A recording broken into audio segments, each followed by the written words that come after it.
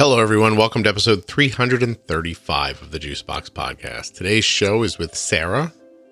Sarah wrote me a long time ago. This one's been a long time in the making, back in 2018. She was talking about feeling burned out and isolation and how she'd gotten through it. Sarah wanted to come on the show and share that story, and I thought that sounded terrific. So here she is. We're going to get right to it. But before we do, please let me remind you that nothing you hear on the Juicebox Podcast should be considered advice, medical or otherwise. Please always consult a physician before making any changes to your healthcare plan or becoming bold with insulin.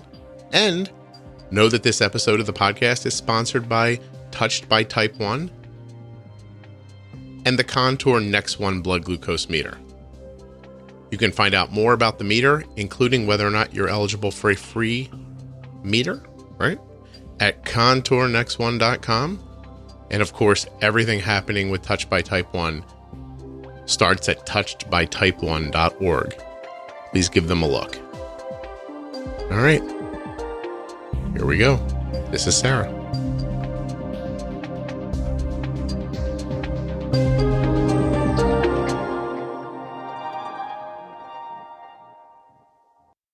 My name is Sarah, and I live in the metro Atlanta area, Atlanta, Georgia, in the United States. And I've had type 1 diabetes for 22 years, since I was 12 years old. So I'm 34 now. I'm married. I don't have any children, but I work with children and families. And so I'm a helper. I'm in a helping profession. Yeah. Okay, that's very cool. Listen, I want to say right off the bat, you were the first person, I've recorded about 300 of these now, who has respected the fact that this is a global podcast and said, I live in the United States. And all the other people who are listening around the world are now like, finally, one person came on, didn't act like the United States was the only place in the world. I was so warmed by that. I was like, that's nice. Well, thank you. Yeah, no, please. Let's see. You didn't want to be on the podcast. Like, there's some people who reach out to me and they're like, I want to come on the podcast. They feel very passionately about wanting to say something. Some people reach out to say thank you or want to tell a story or something like that. But you reached out. I felt like you were just connecting and saying, the podcast has been valuable to me and thank you. And I turned it back to you and I was like, you should come on. And so sorry about that, first of all. No. And you had written me a fairly lengthy but not long and heartfelt note.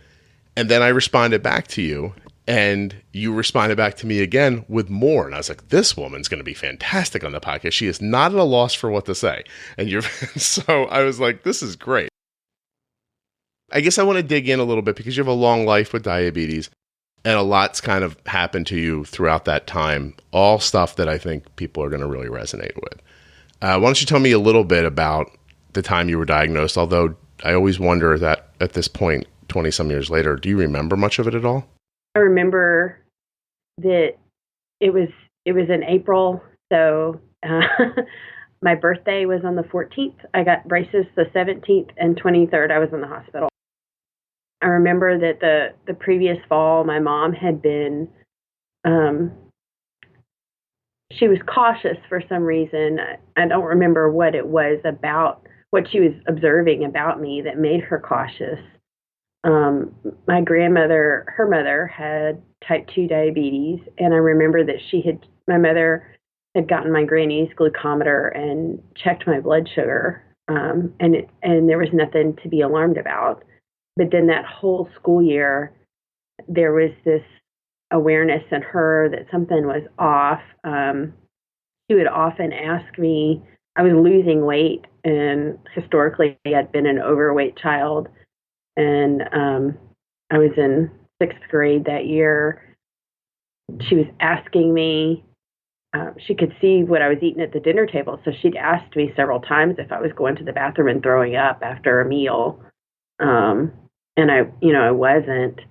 And I was excited to be thinner for the first time in my memory. So I didn't see anything wrong with it. And she noticed one morning that we were in the bathroom before school. We were all kind of getting, in and out of the bathroom together, and I had gone to the bathroom, and she noticed that my urine smelled really strong, and so she called and made a doctor's appointment for that afternoon, and I think it was a Wednesday, and we went to the doctor, and they came back in the room and said, you have to go straight to the hospital.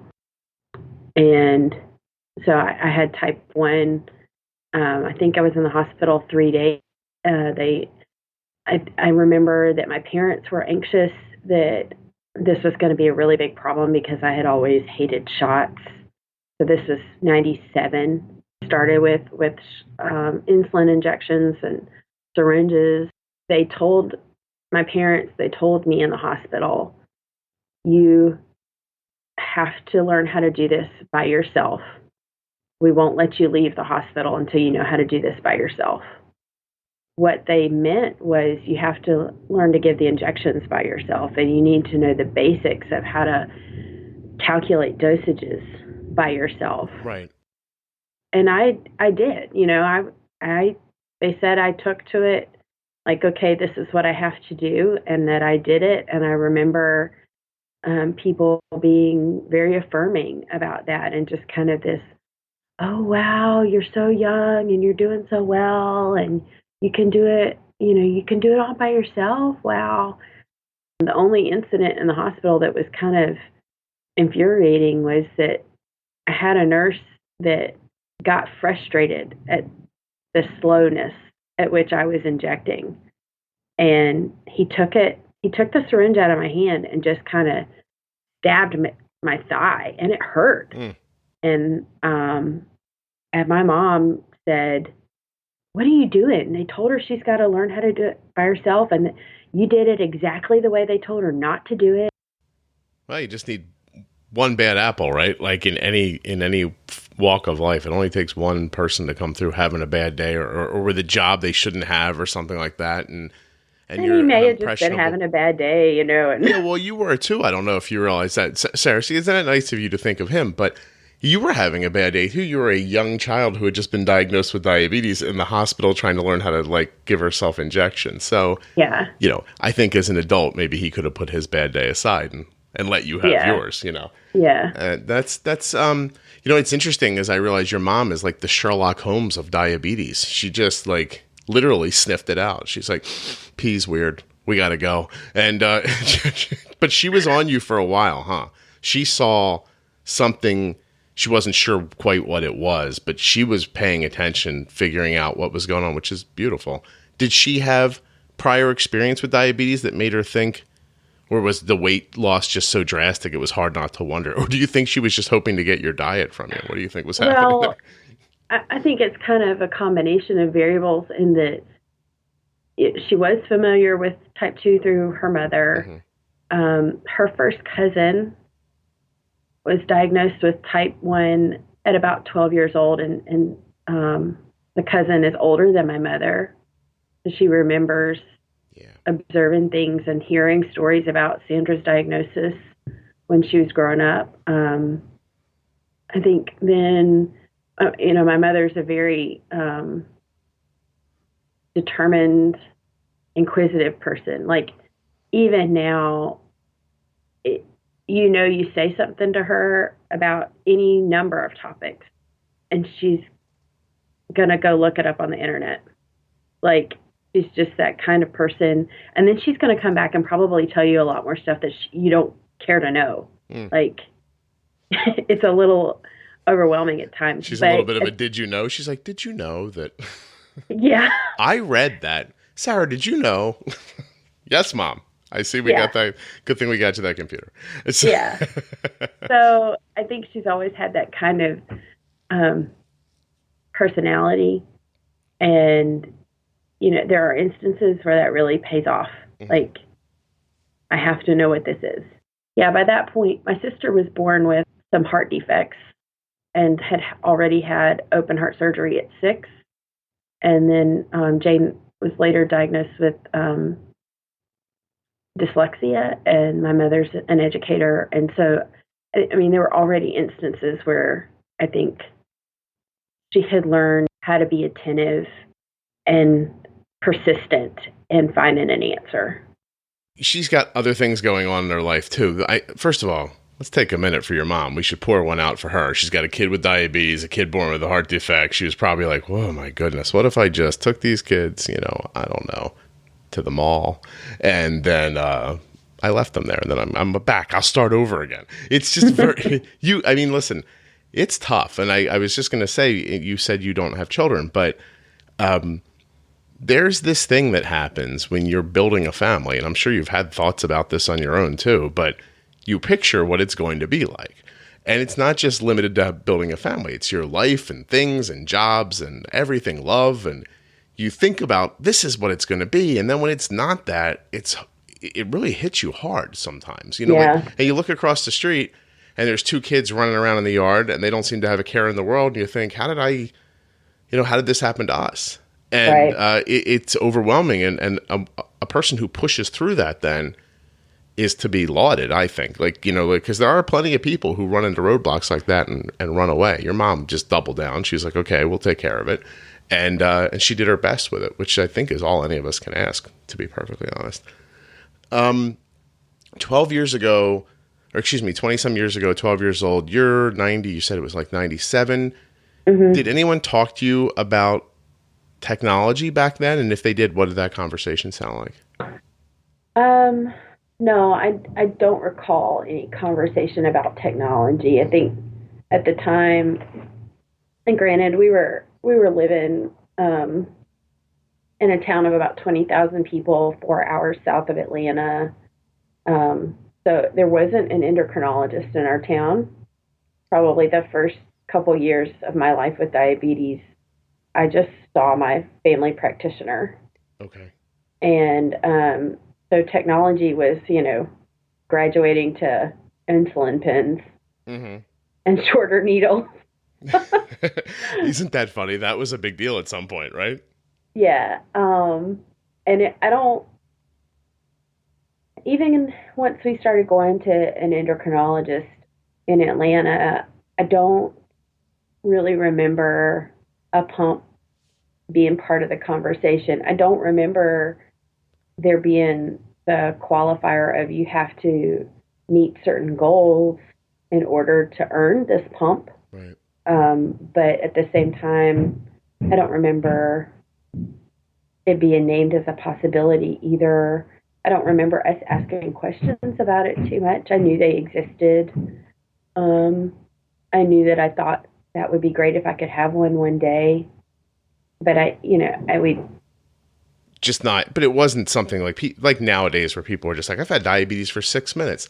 I need one of these and one of these, and they're running around trying to find out about it online. That whole world just didn't exist, I guess. No, that whole mentality of an empowered patient is really new and still developing in a lot of ways. And so it was very much like these people have, been educated and they've earned the status. They know more about this and they'll tell us what we need when we need to know it, kind of thing. I think too, for people with diabetes and parents, sometimes it's also overwhelming and you're just trying to make it through each day and, have relatively good blood sugars, that it's easy to say, well, okay, if I don't have to think about something else like advocating for myself, that's great.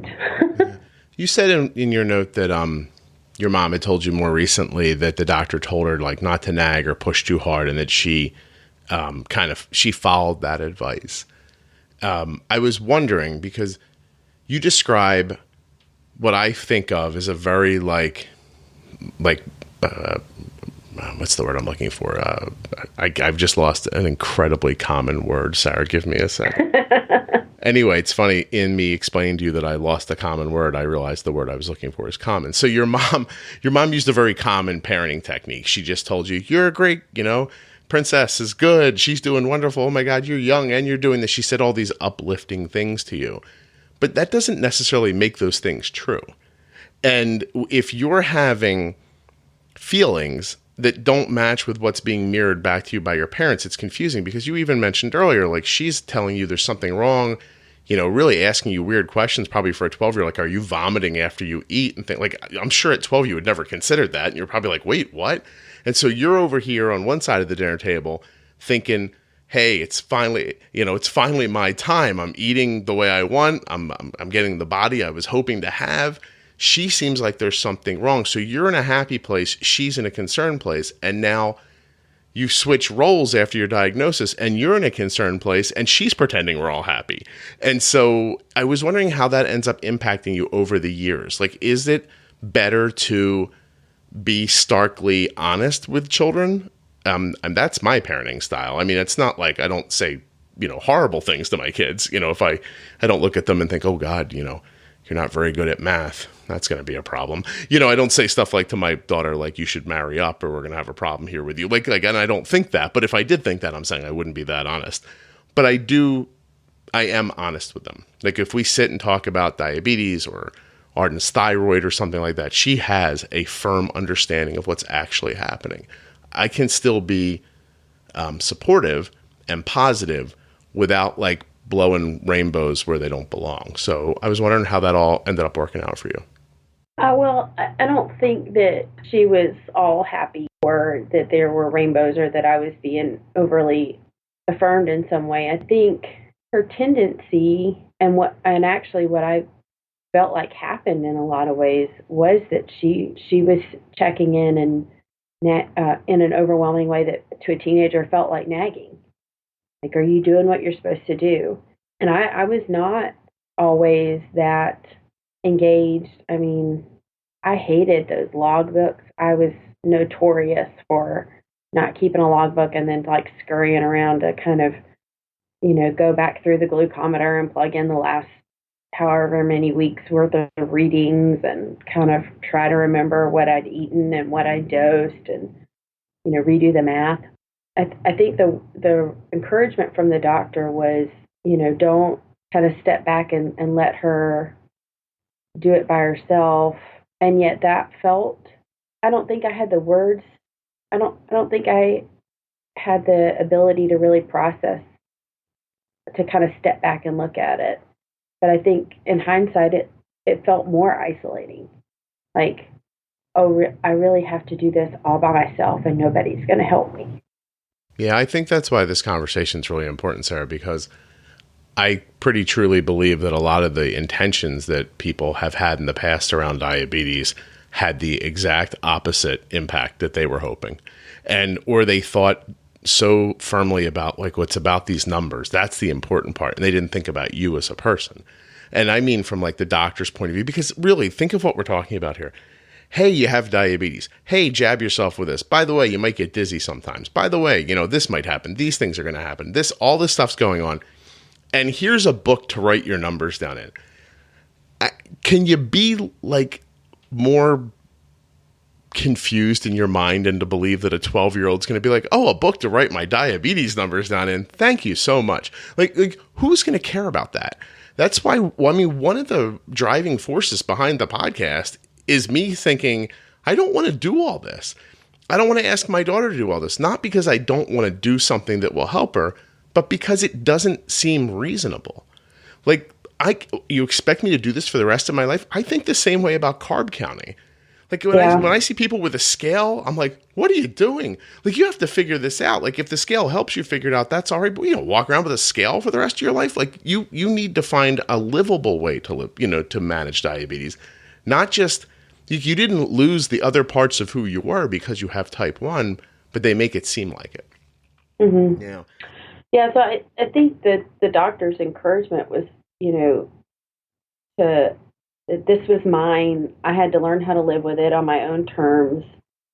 And she had to kind of remove herself from it in order to let me learn what I needed to learn. And if that meant failing, she had to learn to be okay with that. And I think there is some truth in that in parenting. But at the same time, a minor's still a minor. Yeah. You weren't learning how to ride a bike, Sarah. Right. It's not like, yeah. It's easy for us in, 2019 to look back at, 97, 2000 and say what flawed systems and people these were. And yet, even the doctor, I go into him with my logbook. He's not seeing a graph like I can see on my phone. I don't know how you make a graph like that in your head looking at individual numbers. Right. It's impossible. So there's been an evolution of data and systems and equipment that everybody's had to adapt to. Everybody was working with the best that they could. Yeah. And I bring it up. Listen, I agree with you. I think whether we're talking about politics or diabetes, our history is our history. We can't whitewash it. We have to be aware of what it is. And at the same time, we can't let it continue to repeat itself moving forward. Right. And there are plenty of people right now in 2019 who are living in 97. Yeah, who are living back in your 1997. So you're here to help everybody who's at home right now thinking, "Oh my God, that's how the doctor's talking to me. Am I being managed like it's 1997 while other people are doing these things that, by the way, I believe are easier once you grasp them." Yeah. You know what I mean? And take up so much less of your time, give you so much more freedom and a feeling of confidence and all the things that they were hoping to do. I'm just saying it's interesting how at some points people say these, I don't know, it's a way of thinking about things that baffles me. Situations are multifaceted. And yet the first thing that pops into someone's mind is what they believe the entirety of the answer is. It's like, this kid has diabetes now. What should they do? And it's like somebody thought, oh, they should write their numbers down so they can track them.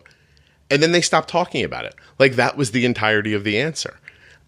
It's funny if you think about, I don't know why politics are in my head so much today, but if you think about political arguments, if you ever have one with like a neighbor who's on the other side of you, if you really stop and listen, they're making as much sense as you are most of the time. And you just have two different perspectives. So these are valid concerns about a central idea, and you're hearing from other places. That's what makes the community around diabetes and even the podcast, I think, really valuable, because I have a perspective, right? And it's mine. And it helps some people, but there are some people who listen to it and they're like, I don't like the guy from the podcast, but I tell you what I like. He had Sarah on, and she told a story that resonated with me. And so those are more perspectives on a central issue. Doctors need that. Parents need that. People living with diabetes need that. You absolutely can't just go on your gut reaction all the time, because you're just one person seeing one side. You know, there's a dark side of the moon. You need somebody standing over there looking at that part too. See, now we're getting to it. I'm feeling warmed up. You feeling good? We getting to it, Sarah? Yeah. All right. I like it. So yeah, I'm not attacking your mom. But I do appreciate how you defended her. You must love her. That's very nice. Some of this is growing, and there's some things that when I realize it for the first time, I feel angry about it, and then I have to step back and continue to process and say, well, no, I can't totally blame this person. This was part of a system, and we were all in it together. Right. It was that time. It was that place. There's a lot of truth to that statement. You know what I mean? Like it back then, that was excellent care. And so you were being given the most excellent care somebody could think to give you. Important, though, to realize 20 some years into it, that you had effects of that moving forward, and that you had to fight your way through it to get to where you are now. I'm interested in when you see nowadays, because I know you talked a lot in your writing about community and how valuable you found it to be and how you were trying to be a part of it too. But what does it feel like when you're 22 years through slogging through 1997 advice, and you log on to some social media and see some like person with their like 6-year-old who's got like a 5.2 A1C, and they're like, oh my God, look how easy this is. I'm killing it. Are you like, I want to come find you and throw you in the water? Do you want to find out what they learned so you can figure it out too? Like, is there, like, what's that knee-jerk reaction you have when you see someone else doing that?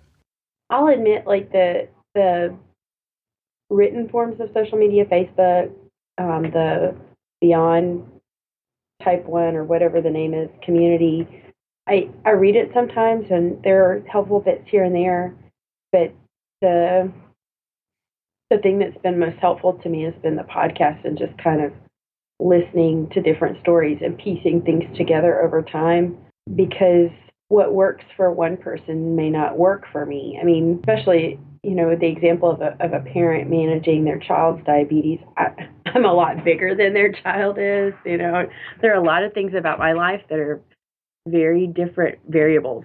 And so to think that their success would translate too much, I don't know that that's the right way to think about it. Although, hearing somebody say, well, we tried, pre-bolusing or whatever this smaller piece of puzzle is that could work for anybody, that helps a lot. So I don't necessarily dive too deep on other forms of social media in terms of trying to apply what people have learned. And plus, just social media in that regard is exhausting so many times because you've got so many people who think they have the answers and are telling everybody else what to do, and they're not necessarily right, or just quite honestly, the tone that they're writing in is annoying and frustrating, and you're like, ugh, I don't want to listen to this person. It's not easy to communicate with other people. Yeah. I think people who do it well make it seem easy, and I think that when you're not doing it well, it pushes people away. Yeah, and so you said something a moment ago. It just warmed my heart. Like, if I had wings, I would have flown up off the ground. I was so excited. You said that you listen through the podcast, and sometimes you pick bits and pieces from episodes and people's stories. So I had somebody ask me the other day, like, they're like, the pro tip series, like, we really like that because it was so focused. And I was like, yeah, it's great. I was like, but that's not how everybody's brain works. Everybody can't just plug in and have ideas downloaded into their head, right? And these aren't ideas that are concrete all the time. It's not like 2 + 2 is always 4, and once you learn that rule, you can move on. The idea of like setting up I always love when people ask me, like, how do you set up an extended bolus? I'm like, well, that takes practice. Like, and what that means is trial and error. Practice means trial and error. And I might say it in a way that sparks your imagination, but doesn't get you there. And then someone else will tell a story and you'll be like, oh, that's what makes sense. And so when people ask me, where do I start listening to the podcast? I feel weird giving my real answer, because my real answer is start at the beginning and listen through. And I realize as the longer the podcast is up, the more difficult that becomes. But the truth is, as you're listening to me learn what I'm doing and figure out different ways to talk about it and get better at asking people questions that kind of bring out answers that are valuable, and get on, guests that are now listeners who understand like what the bigger picture is, it all builds on itself. And it sounds to me like you had that experience where like you got a little more, and then one day you were just like, oh my gosh, I like filled my tank up the way I've heard the things now I need to hear. How did that change your actual management? Like, how is your management, like your success or your failures or anything around using insulin, how has that progressed while you've been listening? So when I first started listening, it was just a matter of, quite honestly, like checking more often and, going from maybe 4 times a day to closer to 10, 15, and injecting more often, because I had a tube pump for probably 10 or 12 years, and I'd gone back to MDI for a little while. I knew I wanted to get back to a pump, but I wasn't there yet, and I just needed to start somewhere. And I think that's part of the value of the podcast too, is that sometimes we get in our heads, we think, gosh, I've got to make all these changes, and tomorrow I'm going to be a better person with diabetes, and I'm going to be drastically different. And that's part of how we set ourselves up for a fall, is that you can't change it overnight. You can't change yourself overnight. And so with the podcast, you can hear one thing and say, okay, I'm going to work on this one thing. I'm going to work on checking more often, or I'm going to work on pre-bolusing, wherever you are. But it's also that it's not just the management that I think the podcast helps with. It's the way I understand my story with diabetes, myself with diabetes. It's the emotional components too. So I think the podcast is more holistic in terms of not just how do you manage blood sugar, but how do you live with diabetes in a way that I don't get from other places. And that's really what was transformational for me, was the thinking, because it went from this idea that I have to do this all by myself. I'm never going to get a handle on this. I'm always going to be this person that struggles and, is really not taking care of herself. And gradually I realized I could do this. I could reset. I could drastically change and be this person that I never thought was attainable. And so I started listening probably April or May of 2018. By the end of July, my A1C was down to like 7.5. I don't even know what it was before then. By September of 2018, I was on a Dexcom and an Omnipod. And my last A1C, I think, I didn't look it up this morning. I should have. It was a couple months ago, but I think it was like 5.6. And I am more comfortable talking about my diabetes. I didn't tell anybody I worked with. I work in a community of people. It's not just my colleagues, but like there's lots of people that we serve. Nobody knew. I didn't tell anybody that I had diabetes until about a year ago. Since everyone has a blood glucose meter, they might as well have the best one. And in my opinion, the Contour Next One is that meter. If you go to contournext1.com, you're going to see the meter that my daughter's been using for about a year and a half now. And it is far and away the most accurate and easy to use blood glucose meter that she's ever had. I mean that. When you get to contournext1.com, there's a yellow button at the top where you can check to see if you can get a free meter. That's at least worth clicking on to see. But you're also going to find out about the Contour Next One app that goes with that meter that helps you make sense of your blood sugars. A lot of you might be using Dexcom or another CGM, but if you're not, these data points you're getting back from your meter, they can be made sense of. And the free app that's available for iPhone and Android, it will help you. There's really nothing to lose. Either you're going to get a great meter that's going to supplement your care with spot-on blood sugar checks, which, by the way, always match Arden's Dexcom G6. It's fascinating how right on they are. Or you don't have a CGM and you need a great meter. And this is that one. ContourNext1.com. After you're basking in the glow, right? You've got your meter and you're like, I'm feeling good about myself.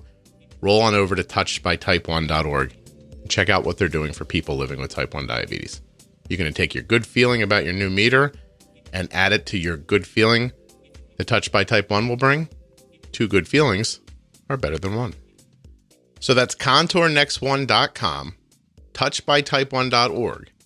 And if you're not able to remember, you can always click on the links right there in the show notes of your podcast player, or the ones that'll be found at juiceboxpodcast.com. Thank you for supporting the sponsors.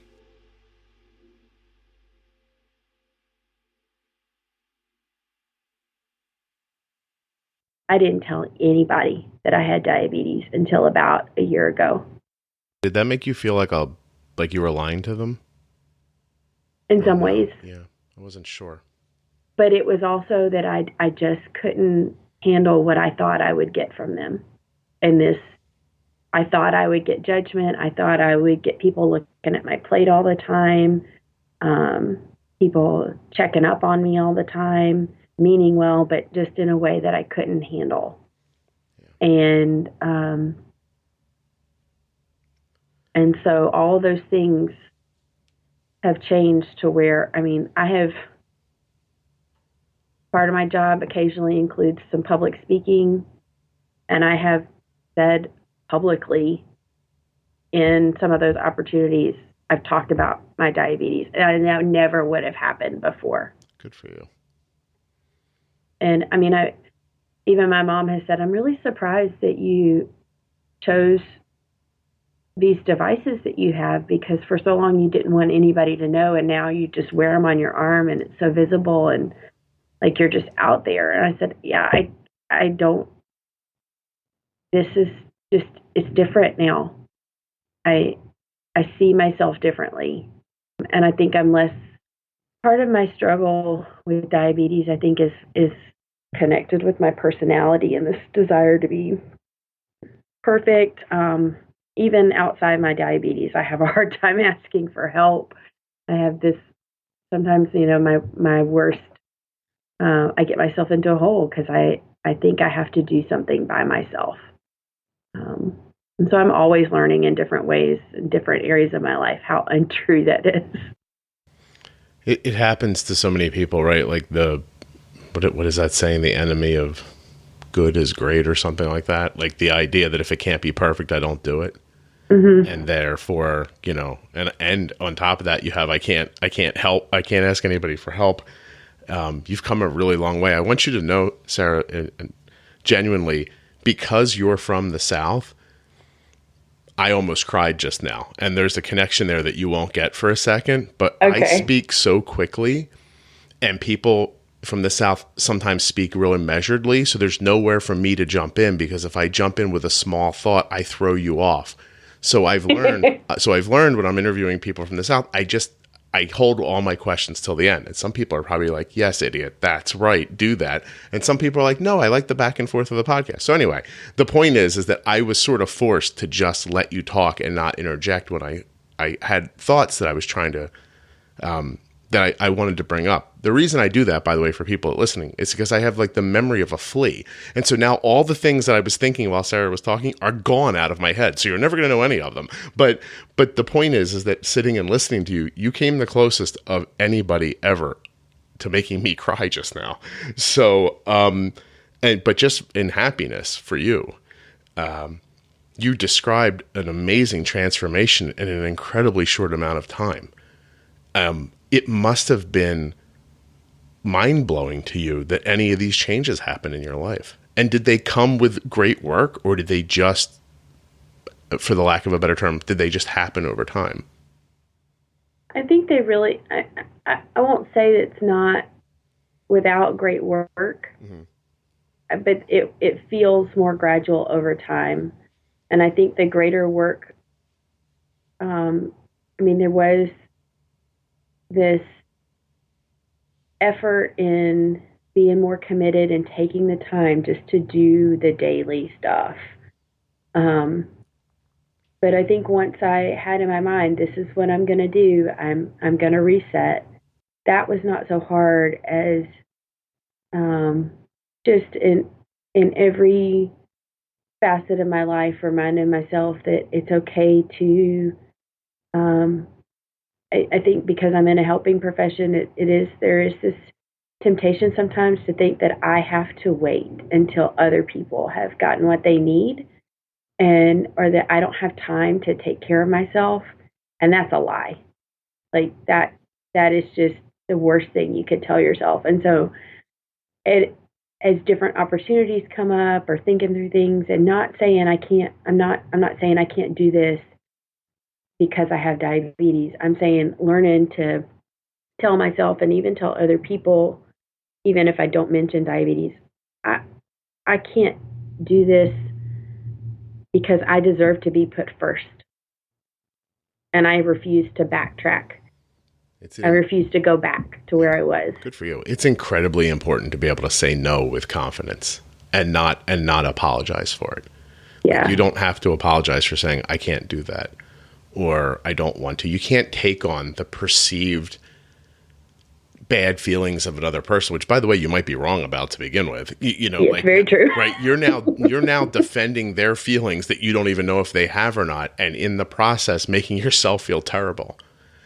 Which, by the way, I assume if those people knew, they wouldn't want for you, and now you've made them and you feel bad.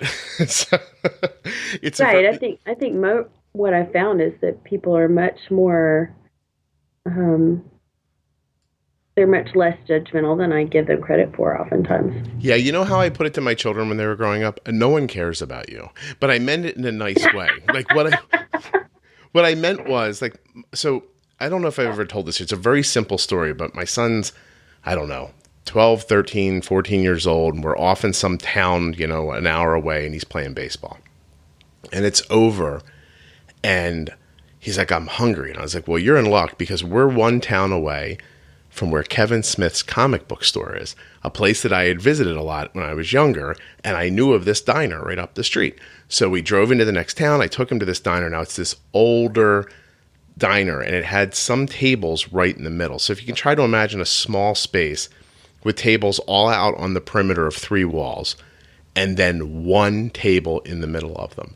And that one table in the middle was what was open. And we came in and we sat down. And he was on one side of the table and I was on the other. And he couldn't focus on the menu. Or I was like, are you all right? Do you feel okay? Like, he seemed really wrong. And I was like, no. And I finally figured it out.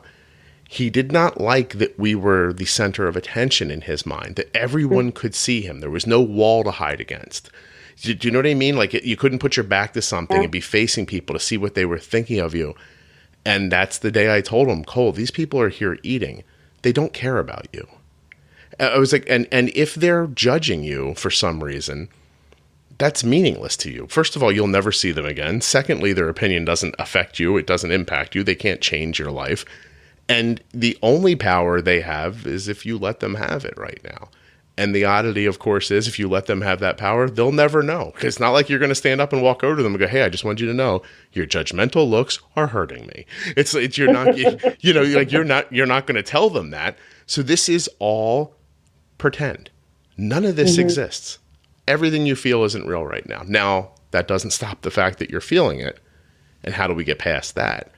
But I think the first step for him was understanding that, like, nobody cares. Nobody's here at this diner to look at you, and maybe that's hard sometimes for people who are people watchers to imagine that other people are not looking at you and they don't care. So it's very cool that you made like your mom makes a great point, like wearing an Omnipod on your arm. That's that's an I'm out situation right there. You know what I mean? Like, that should be on Pride Day, to be perfectly honest. Hey, that's a good idea. If anybody's looking to support Pride people, wear your, please. I can't, that's a great idea. We'll think of that next year on Pride Day. Anyway, and I don't want to overuse a term, weight lifted. Yeah. Yeah. That's amazing. Affecting other parts of your life, not touching diabetes yet. Has it like rewired your personality in other ways? And I would say probably so, although I may be less able to articulate it. Maybe I'm not fully aware, haven't totally recognized everything yet. Mm-hmm. I think it has given me a different, I always knew diabetes had this capacity to help me be more sympathetic or empathetic to the people that I work with, even if they didn't live with diabetes. But I think that's probably grown. It just as I change in my thinking about some things, I feel like I've changed a lot in how I think about healing and cure. I think there's a difference.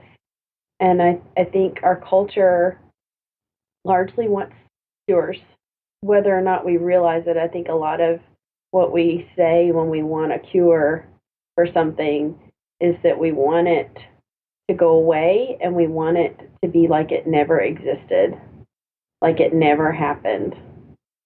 And I think cures, especially for diseases, are attainable, but the reality is that a cure, in the sense that I'm thinking about it, and we also want quick fixes in American culture, we want something right now, but a cure really only works for those people where it's preventing the disease.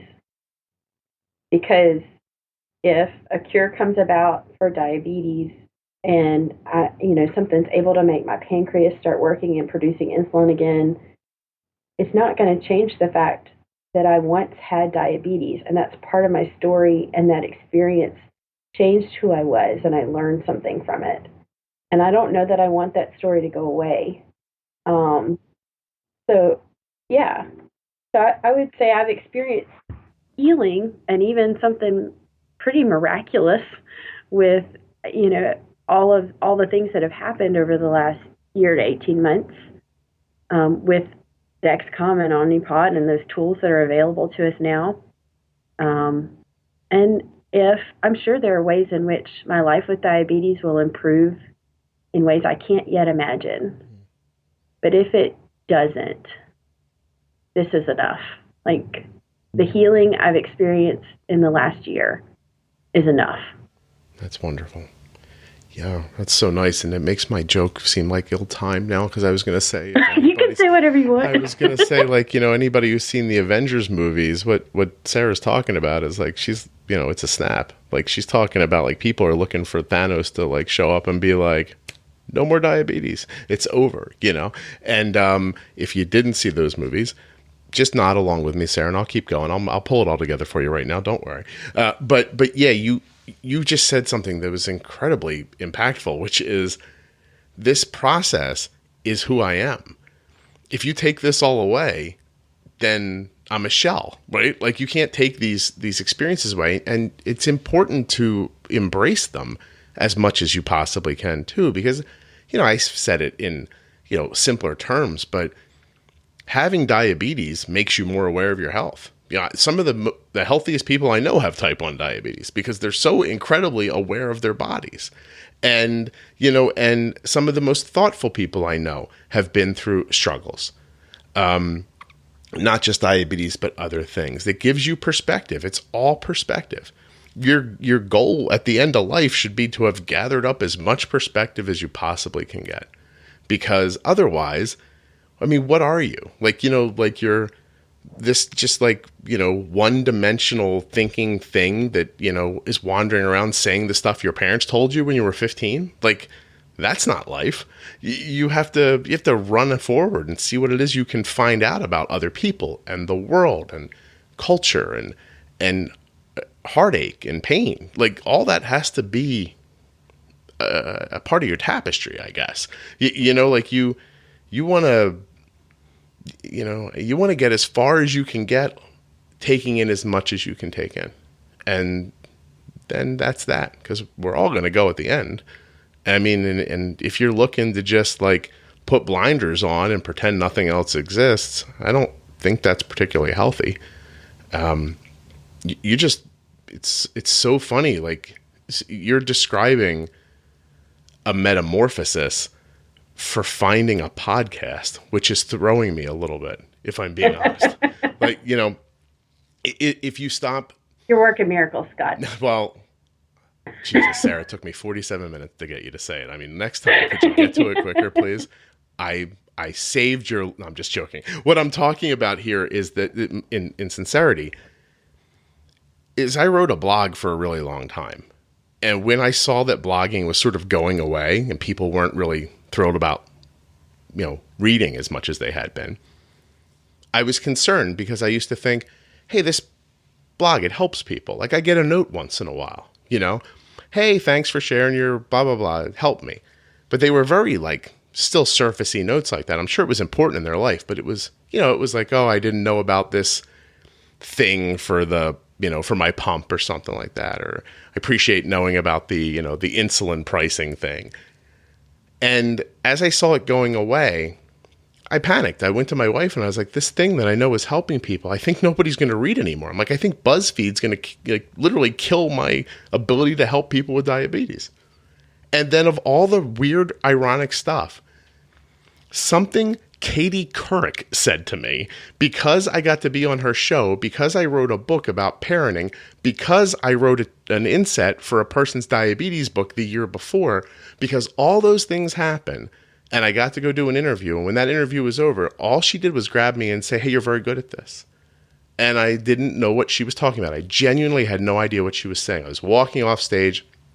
I'm a regular person from a suburb who's, at CBS Studios recording a television show thinking how did this happen? And I asked her, I don't know what you're saying. What am I good at? And she just said, talking. She said, not everybody's good at talking. You're good at it. Thanks for coming. And I walked away. And in the moment when I thought my blog was going to die because people just want to click through pictures to see if like Leo DiCaprio got fat, and nobody wants to read anymore. I thought maybe I could talk to people. That woman said to me I was good at it. Like Katie Couric said, hey, you're good at this. And then I took about a week wandering around my house thinking about what that would look like. And I thought, I listened to a couple of podcasts that I like. I should try that. And then 4 years later, you're telling me all of this. I hope you understand has been very transformative for me too. And it's incredibly strange. It's incredibly strange for me because because 5 years ago, I didn't say, you know what I'm going to do? I'm going to take my brilliance to the podcasting medium and find Sarah and save her. Like I didn't have any lofty goals, I guess. It's really cool to hear how this is affecting you. I'm humbled by it, even though because I was trying to sound fun and funny just now, I seem the opposite of humble. But trust me, I am. Sarah, are you okay? Because I just talked so quickly. And no, I'm sometimes good. I worry I'm about, good. Sometimes anybody below like Virginia, I start to worry about a little bit. I have a lovely email somewhere from a gentleman in Texas. And he said it took him months of listening to the show at a slower speed to be able to catch up with how quickly I speak. And he was so proud of himself. He's like, I have it now. I can listen at normal speed. No, I haven't experienced that problem in listening to you, today or other days. Thank you. So. Thank you. Maybe it's a Texas thing. Let's put it on them. By the way, it's possible by the time anybody hears this, I will be booked to speak in Houston. I've been trying to get to Texas. I've never been there. So I'm pretty excited about that. But Sarah, like I realized you sent me the email to say thank you. And a lot of what you just said was similar. And I'm just trying to thank you back. I'm just trying to be, entertaining about it. But I'm trying to thank you back because you don't know as much as I don't know your life and how you feel. I can listen to you describe it. I can try to like take it in, but I don't really understand. I never could. I don't have diabetes. In that same way, I can never truly get across to you how flabbergasted I am that the things you just said you were saying to me. Like that doesn't make any sense to me. So it's just very nice. I don't know another way to say it. I'm completely touched by it and so happy for you that I don't know. I could never tell you how happy I am for you. If people follow me on social media, when you guys put something nice up, I just throw a blue heart on it for diabetes, because if I start responding to you, I'm going to be all like, oh my God, this is amazing. You did so well. Like I get too much, and so I throw those blue hearts on, one, because you guys are nice enough to share the show and these things are happening more frequently. And I am genuinely managing all this by myself and I'm starting to run out of time. But because I know I would just start to just be like, wow, how did you get your A1C that low? And then like the podcast, I'm like, that can't be right. Like that's because I know me, you know what I mean? And it's hard for me to imagine. I wanted to ask you a little bit. You've referenced a number of times, like you have a clear like caregiver's mentality. But not that you can't and not have children, but you don't have children. Do you think that it's just so personal, but you've said so many personal things, Sarah, screw it. I'm just going to ask you, did you want children, but you can't have them? I'm not aware if that's the case. We'll put it that way. I never felt like, I just never felt like I had to have children. Like there were things in my life that I felt like I could not live without doing. And my work is one of those things. Being married to my husband is one of those things. Giving birth to a child is not one of those things. And there was always this thing in the back of my mind, especially when I was not when I didn't take care of myself in the way that I am now, that like I knew, like I can't even take care of me. How am I going to take care of another person? And I wasn't sure that I could ever get there. Now, I mean, today I know that if I were to get pregnant, I could manage my diabetes through pregnancy and everything would be okay. But I didn't always know that about myself. But in this sense, the decision we've made is really more out of a sense of calling. My work, so I work in a church. Mm-hmm. I'm a children's minister. And I really feel called to help families be their best and to help parents be their best with their children. I don't feel called to give birth to my own. And my husband has his own variation on that calling, but we've reached this decision together, that he doesn't feel called to have biological children. There may come a day when we choose to foster. That won't be right now, but I think if we parent, we would be foster. If we parented with children in the home, we would be foster parents. And I think I see what I do as a type of parenting that we really all, I'm not taking on as much of the responsibility as a birth parent does, as someone who has children in the home. But I am a influential adult in these children's lives, and that matters, and I take that seriously. Such an incredibly responsible thought. Do you know what I mean? Like, because it's so easy to be pressured by other people into feeling like I have to, I'm supposed to grow up and meet somebody and get married and make a baby. Like that feeling that's what people expect of you. And it's interesting because you are in so many other ways in your life pressured by what other people thought, but not in this one, which is a big one. And that's I still struggle sometimes with like how will somebody see me or think that, like, will the parents I work with take me seriously and think that I have something meaningful to contribute to them since I don't have children of my own? Well, I'll say this to you, Sarah. So there is some self-doubt there. Well, I don't have type 1 diabetes. Do I have something meaningful to contribute to it? Yeah.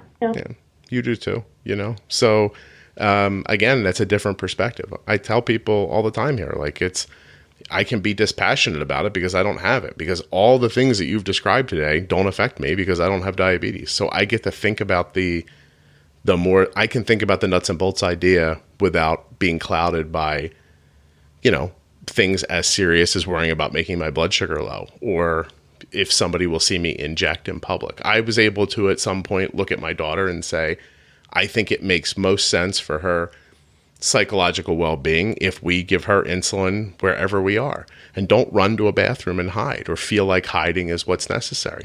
Now, she might not have felt like that at the time, but I did, and I got to decide. And so, like sometimes you need someone who can step back from things and say, look, I know how you're feeling, but this is the way to go. And I think you probably can do that for people too. I mean, honestly, not being pressured into having a baby is like the most responsible thing I've ever heard in my life. If you don't want to be a parent, you shouldn't be. Do you know how many people are walking around who are parents who don't want to be parents? It's horrifying, So that's really beautiful. Like it's such a kindness, like to a baby, to you, to your husband, like to, the things you're going to do together. I'm now excited about the things you're going to do together. I have a picture in my head of, you're feeling better and your blood sugars are where you want them and you're moving in this new direction. I feel like you're going to like go forward like 1,000,000 miles an hour and just do things you never expected. Yeah, we're excited. I bet you are. How did you not tell me you were a youth minister before we started? I'm sure there was like 10 things I said I wouldn't have said if you told me that. No, you're totally fine. Was I? Did I not? I didn't No, curse. I think sometimes we don't tell because it gets you're people more stifled, yourself right? when we don't tell you. Yeah, I hear you. Yeah, I like that. It's so funny. I run the podcast the same way. People are like, do you want to know about? I'm like, nah, not really. Let's just go. Because if I know something, then I'll start then I'm just reading your email. Do you know what I mean? Like, then we don't need the podcast. Yeah. So, and then it's a blog, which by the way, people won't read. So blah, blah, blah, blah, blah. And this is what we need to do.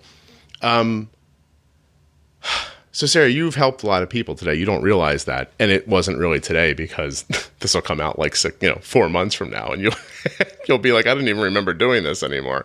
But it's just incredibly kind of you because this was not your intention. And and you did it anyway. And then you were just insanely honest. So this is really nice. I have had a couple of interviews where we've stopped the recording and then people say something and I think, why did you not say that while we were recording the show? Like that? You're like, that was the truth right there. How did you not get to the truth while we were recording? But I think you let the truth out pretty well. Well, thank you. No, I thank you very much. I have to tell you, as a person who I believe is a caregiver at heart too, it's not easy all the time. And that feeling that, other people come before you is lovely and it's kind, but it's dangerous for you. Sometimes. Yeah. So you absolutely just have to go with any number of those silly thoughts. But, the air masks fall out of the airplane. You got to put yours on first is sort of the one that always rings in people's heads. You can't take care of other people if you're in need as well. So I love that you're taking great care of yourself. I'm thrilled that it came from this podcast. Like, that's just insane. I'm just really, I don't know. This is like the nicest. I'm going to have the greatest day now. Yeah, I'm so happy. I'll probably get hit by a car later. And so, I'm sorry. That's an inappropriate bit of humor. I want to just ask you if there's anything that you pressingly wanted to say that we didn't get to. Really don't think so. Good. Oh, that's amazing. In that case, Sarah, I'm going to say goodbye, and then I'm going to stop the recording and say goodbye to you like a person. And, okay. There, I imagine you'll study something incredibly impactful that'll change the world while we're not recording. So hold on one second. Yeah, actually, if you have an impactful thought, just keep it to yourself because it'll just make me upset, okay? So, okay. Huge thanks to Sarah for coming on the show and sharing her story. And thank you to touchedbytype1.org and the Contour Next1 blood glucose meter. A blood glucose meter where you can touch the blood with the test strip and it doesn't get it quite right, and that doesn't waste the strip. You can go back and do it again. You like that idea, right? Plus, the little form factor fits in anywhere you want to keep it. Your pocket, your bag. It's big enough to hold on to, small enough not to be in your way. Let me take a moment to thank you for continuing to listen during the COVID-19 crisis. Very appreciative. I hear stories from other podcasts and it's not going quite so well for them. And I really appreciate that you guys are sticking with the show and listening at the same pace. It's heartwarming, actually. I'm glad to be there. I get a lot of nice notes from people who are like, this podcast is like the constant for me while I'm, stuck in my house or not working. And I'm glad that it can be that for some of you. It's really wonderful. That's pretty much it. I mean, unless you want to leave a glowing review on iTunes, on Apple Podcasts, I'm not going to say no to that. You guys got anything else? This is not much of a two-way street on conversation, so I feel like I can hear you saying, no, Scott, we're done. Thanks. You want to know what the next couple of episodes are going to be? I don't do that very often. Should I? I think there's an After Dark coming up that you're really going to enjoy. I'll say that much. And Dr. Nadelman's going to be back soon to give a coronavirus update. We're going to talk about integration back into life. That should be really interesting. And there's a lot of other good stuff. I'm going to hit this psychological bend a little more around the way diabetes makes you feel in the next couple of episodes. I like this.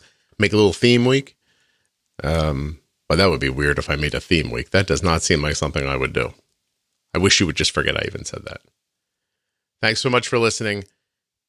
Hey guys, there's new merch at juiceboxpodcast.com. If you want to check it out, there's these neck gaiters. I just got one. I've been wearing it to the grocery store. It's very cool. And a couple of new t-shirts. And you know what I'm saying. Otherwise, share the show with a friend. Oh, and don't forget, diabetesprotip.com is available now. It's completely free. It just culls together all of the Diabetes Pro Tip episodes from the podcast into one place. So I was hearing from people like, I'm trying to share the pro tips, but this person doesn't understand podcasts. How do I give it to them? diabetesprotip.com. Have a good day. I'll see you soon.